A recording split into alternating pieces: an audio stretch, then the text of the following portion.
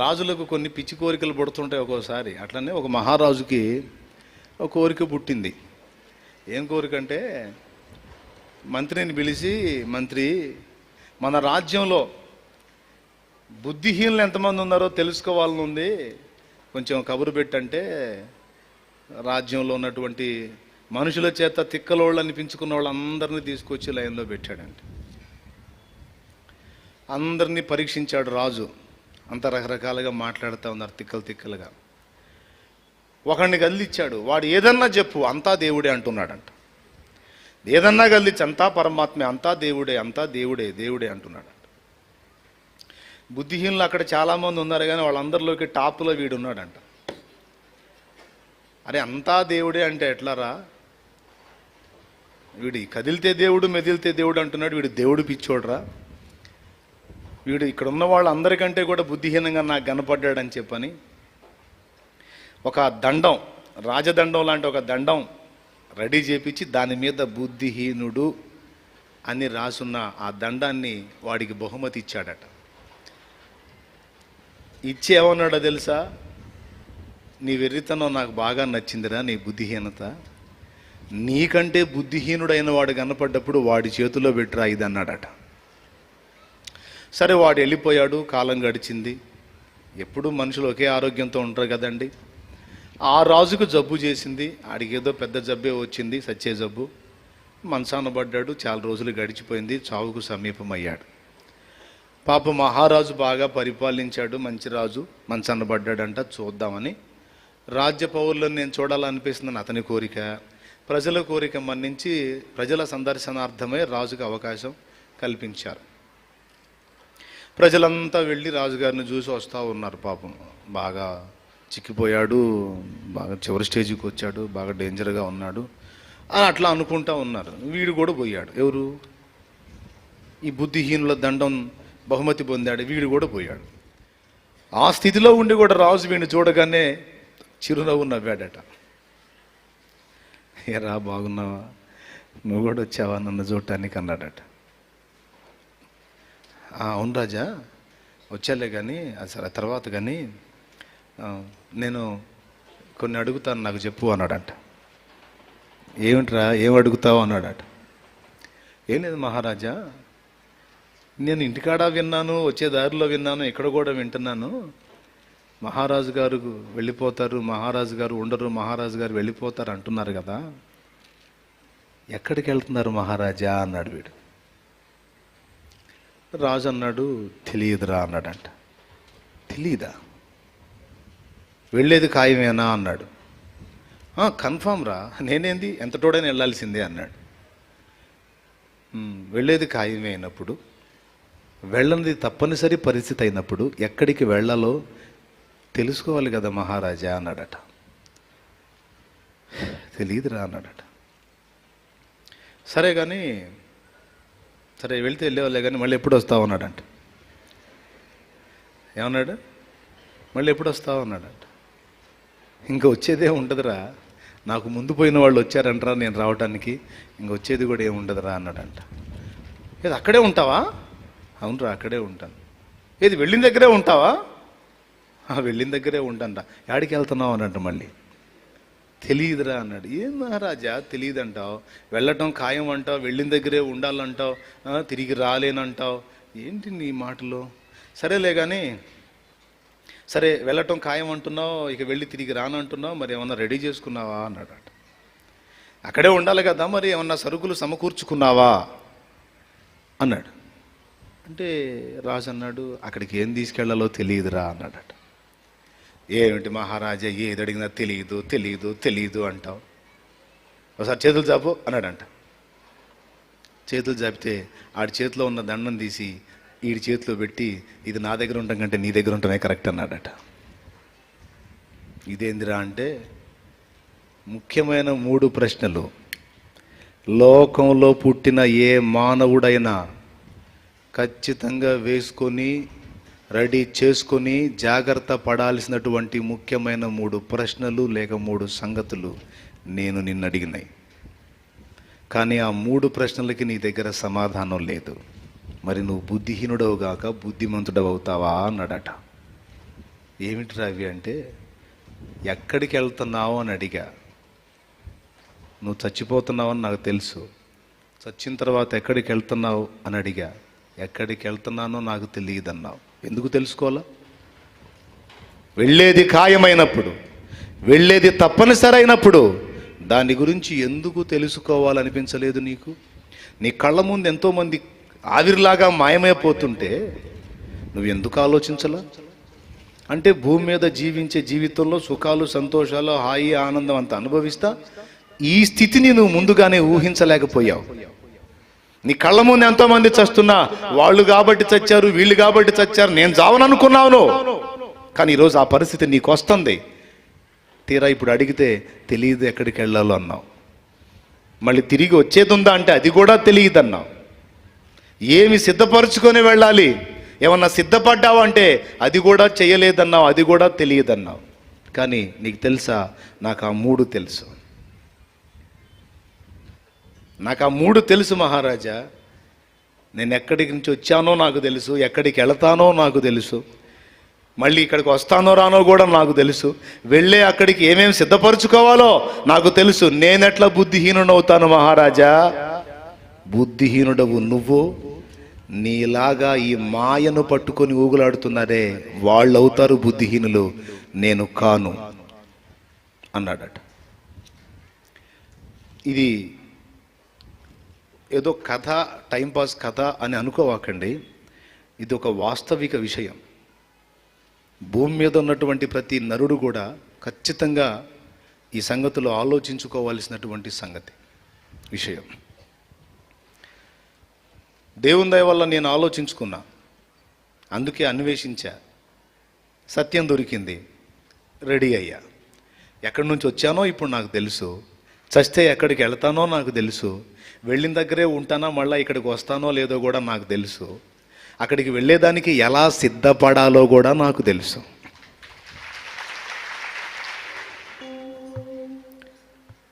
నేను వచ్చింది సృష్టికర్త అయిన దేవుని ద్వారా భూమి మీదకి. నేను చస్తే వెళ్ళి నిలబడాల్సింది ఆయన దగ్గర. నేను క్రీస్తునందు అంటే నా పాపములకు ప్రాయశ్చిత్తం జరిగించినటువంటి రక్షకుని యందు విశ్వాసం ఉంచుట ద్వారా నేను దేవుని ఎదుట నిర్దోషిని కాగలుగుతాను. నేను చేసిన పాతకాలు, నేను చేసిన పాపాలు నా స్వక్రియల చేత, నా సొంత కార్యాల చేత నేను తొలగించుకోలేను. దేవునికి నేను ఇచ్చే అర్పణల వల్ల కానీ, నేను చేసే పూజల వల్ల కానీ, పునస్కారాల వల్ల కానీ, పుణ్యకార్యాల వల్ల కానీ నా పాపాన్ని నేను తొలగించుకోలేను అని నాకు తెలుసు.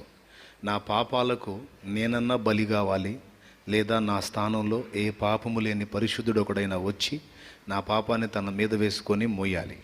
అలా మోసినవాడు నజరేయుడగు యేసు. ఇంకెవరూ నా పాప భారాన్ని తమ మీద వేసుకొని మోసిన వాళ్ళు లేరు. న్యాయంగా నేను అనుభవించాల్సిన శిక్ష తమ మీద వేసుకొని అనుభవించిన పరిశుద్ధులు లేరు. యేసు పరిశుద్ధుడు, నిర్దోషి. ఆయన నా దోషముల కొరకు తన ప్రాణం పెట్టాడు. కాబట్టి ఆయన యందు విశ్వాసం ఉంచుట ద్వారా నేను దేవుని రాజ్యానికి హక్కుదారుని అవుతున్నా, నిత్య జీవాన్ని స్వతంత్రించుకుంటున్నా. ఎక్కడి నుంచి వచ్చాను? సృష్టికర్త అయిన దేవుని దగ్గర నుండి పంపబడ్డాను. తిరిగి ఎక్కడికి వెళతాను? ఆయన దగ్గరికి వెళతాను. కాబట్టి నేను నా ఊరిని ఎరుగుదును, ఆ ఊరికి పోయే త్రోవ ఏసేనని కూడా ఎరుగుదును. Okay, right. అక్కడికి వెళ్ళాలంటే ఎలా సిద్ధపడాలో కూడా నాకు తెలుసు.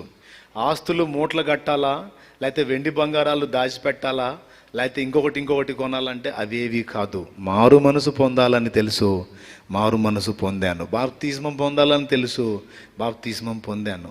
అలాగే పరిశుద్ధాత్మతో నింపబడాలని తెలుసు, పరిశుద్ధాత్మను పొందుకున్నాను. అలాగే ఆ బ్రతికిన శేష జీవితం దేవుని రాజ్య నిర్మాణం కోసం పాటుపడాలి.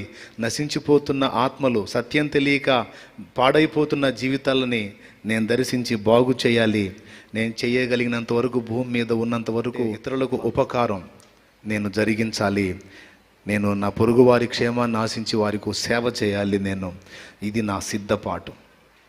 తర్వాత ఆయన పిలుపు వస్తే నేను వెళ్ళిపోవాలి. మారు మనసు, పాప క్షమాపణ నిమిత్తం బాప్తిస్మం, పరిశుద్ధాత్మ అభిషేకం, తర్వాత దేవుని కొరకైన జీవితం. ఒకవేళ ఇంకా ఎవరైనా ఇప్పుడు నేను చెప్పిన పాయింట్ని పట్టించుకోకపోతే నేను చెప్పిన లిస్టులోకి మీరు వస్తారు. ఏ లిస్టులోకి? బుద్ధిహీనుల లిస్టులోకి. ఎవరైతే జాగ్రత్తగా ఈ విషయాలు గ్రహించి ఎట నుండి వచ్చి తిని ఎటకేగవలననే సంగతిని గ్రహించి జాగ్రత్త పడితిరా మీరు జ్ఞానవంతులు. ఏముందిలే సత్యాగా ఎవడు చూశాడు అనుకుంటే నువ్వు బుద్ధిహీనుడవు, రేపు బుక్ అవుతావు. ఓకే, కాబట్టి బుద్ధిహీనుల మొదటి లక్షణం ఏమిటంటే వారు ఊరికి పోయే త్రోవనెరగరు. ఎలా మోక్ష పదాన్ని చేరాలో వాళ్ళకి తెలియదు. అంత సొంత మార్గాలే, సొంత ఔడియాలే. అంత చేస్తారు కానీ దానికి అర్థం పర్థం ఉండదు, దానికి ఒక నీతి న్యాయం, ఒక లాజిక్ అనేది ఉండదు.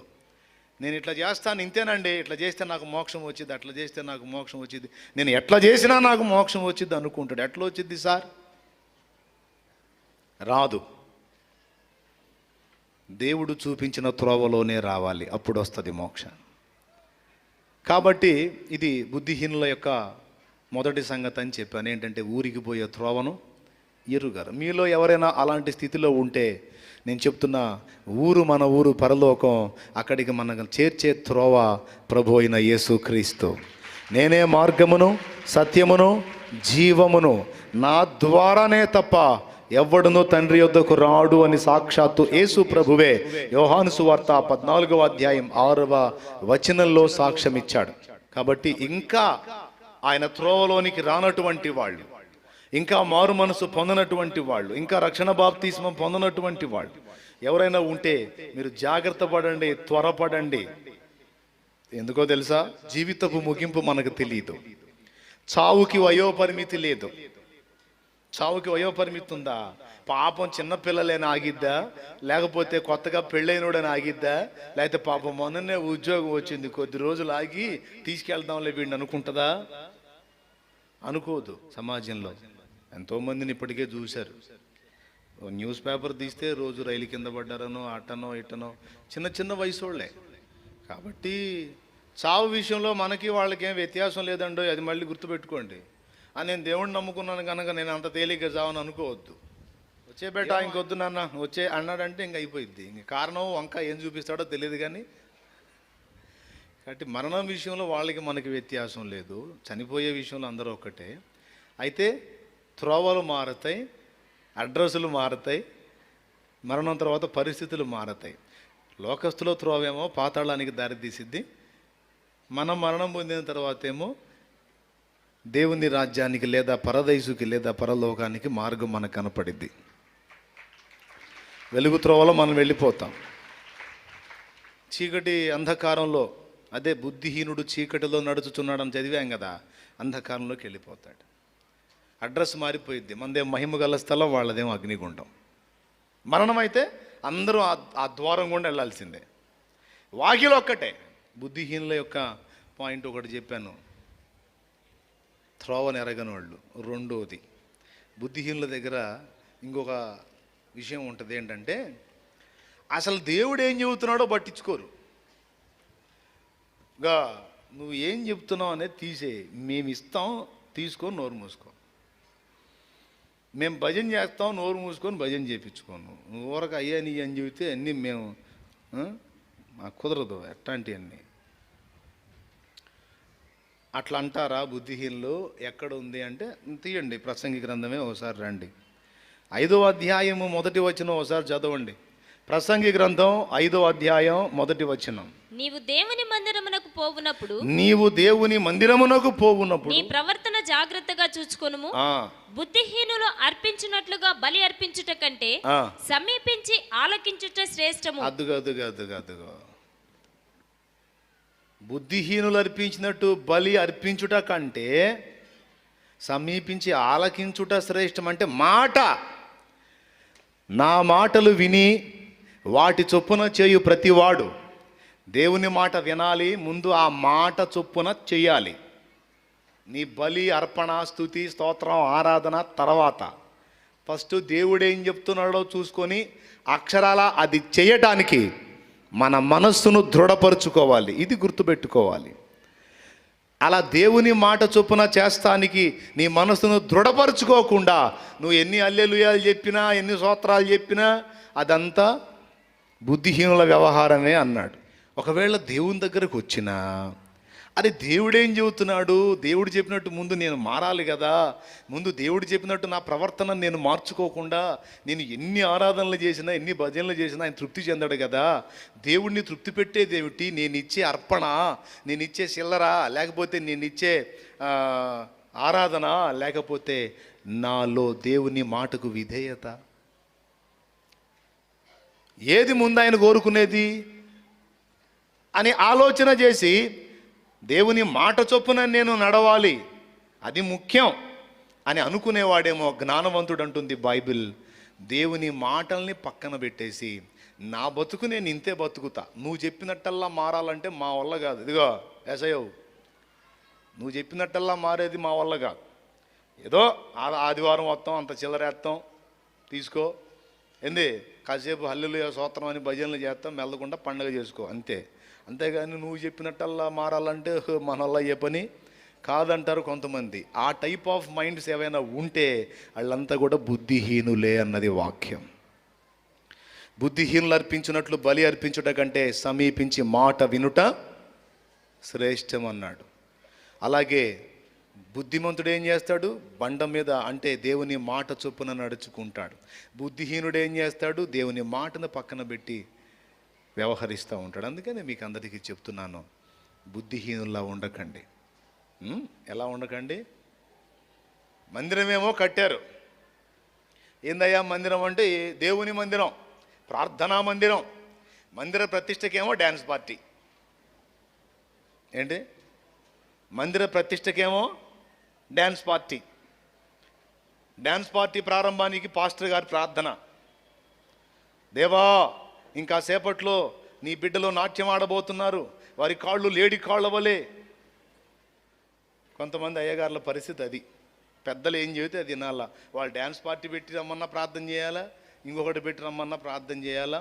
అంతేకాదు చర్చి వార్షికోత్సవానికి చింతామణి వేస్తాడు. ఏంటిది? చింతామణి, ప్రత్యేక నాటకం, సుబ్బిశెట్టి చింతామణి. అందులో దాదాపు చాలా వరకు బూతే, ఇంత డబల్ మీనింగు బూతు. ఎందుకు ఈ మాట చెప్తున్నానంటే దేవుని వాక్యం ఏం చెప్పింది, వాక్యానుసారంగా ప్రవర్తించడం మానేసి మనుషులు కల్పించిన పద్ధతులు పారంపర్యములను గైకొనుచు దేవుని మాటను నిరర్ధకం చేయుచున్న వీరు వ్యర్థముగా నన్ను ఆరాధించుచున్నారన్నాడు. వీళ్ళెంత ఆరాధన చేసినా ఒట్టిదే, దాన్ని నేను ఆమోదించను, అది వ్యర్థమైన ఆరాధన అన్నాడు. నేను పచ్చిగా చెప్తున్నా, కొంతమందిని చూశాను కాబట్టి చెప్తున్నా.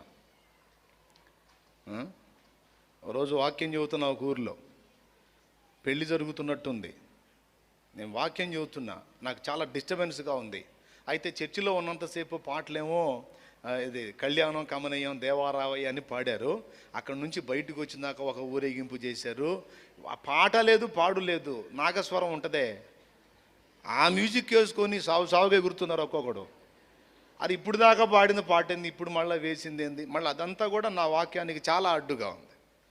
అరే అక్కడ సభ జరుగుతుంది, అక్కడ ఒక సేవకుడు వాక్యం చెబుతున్నాడు, ప్రజలు వింటూ ఉన్నారు, అది కూడా పట్టించుకోకుండా వాళ్ళ ఆనందం వాళ్ళది. ఎవరినో దూషించాలనో విమర్శించాలనో కాదు, కానీ ఇది ఏంటి, దేవుని వాక్యం హృదయంలో ఉంటే అలా చేస్తారా? దేవుని వాక్యానుసారమేనా అది? ఇక్కడ కూర్చున్న మీ అందరికీ కూడా ఇది హెచ్చరికగా ఉండనివ్వండి. ఆలాటోలాగా దేవుని వ్యవహారాలు చేయొద్దు. దేవుని సన్నిధికి భయపడండి. దేవుడు నిన్ను జ్ఞానవంతుడని ఎప్పుడు అంటాడో తెలుసా? ఆయన మాటకు విలువనిచ్చి ఆయన మాటను అనుసరించి నువ్వు నడుచుకోవటం నేర్చుకున్నప్పుడు నువ్వు దేవుని ఎదుట జ్ఞానవంతుడవు. దేవుని మాటను పెడచెవిని పెట్టి నీ బుర్రకు తోచినట్టల్లా నడుచుకుంటూ ఏదో ఆదివారం వచ్చి హాజరైపించుకుంటావే, బుద్ధిహీనుడవు నువ్వు.